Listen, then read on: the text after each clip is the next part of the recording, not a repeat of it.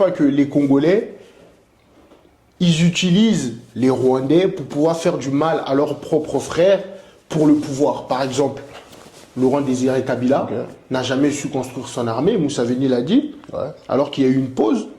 Il a quand même voulu aller prendre le pouvoir et que les Rwandais se battent pour lui.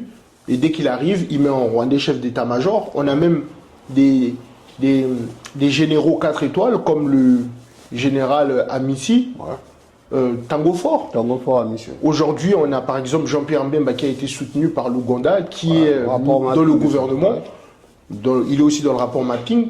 Moi, je suis désolé, mais dans plein de pays en Afrique, je n'ai jamais vu des rebelles dans le gouvernement ou dans l'armée. Comment est-ce que ça se fait que la RDC arrive à faire ça? Après la RDC, suite au départ du maréchal Mobutu, il y a eu un affaiblissement de l'armée. Pourquoi? C'est là où je dis Kabila, il a eu Mouzé, le père, hein, pas le fils. Il a eu ce sursaut de se dire, ok, ils ont commencé à faire n'importe quoi. Quand on est arrivé surtout à Kinshasa, avec les VIL, donc ils ont fait des VIL avec des femmes à Kinshasa. Ils ont également pris des maisons parce qu'ils enviaient ces maisons-là.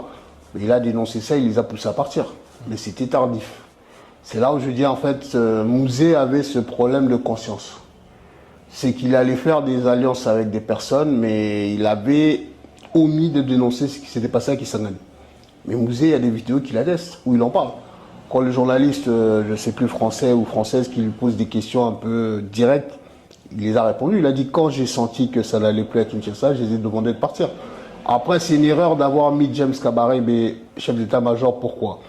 Parce que une fois qu'ils sont arrivés en 97, ils ont eu accès à toutes les données de l'armée congolaise. De façon à faire disparaître ces données-là pour pouvoir créer l'armée. Maintenant, en 2003, il y a l'Europe et l'Union européenne, l'Union européenne et certains pays de l'Europe qui ont décidé de façon volontaire d'affaiblir l'armée congolaise avec le brassage et le mixage. Sauf que quand vous faites un brassage-mixage, forcément l'armée n'est plus structurée.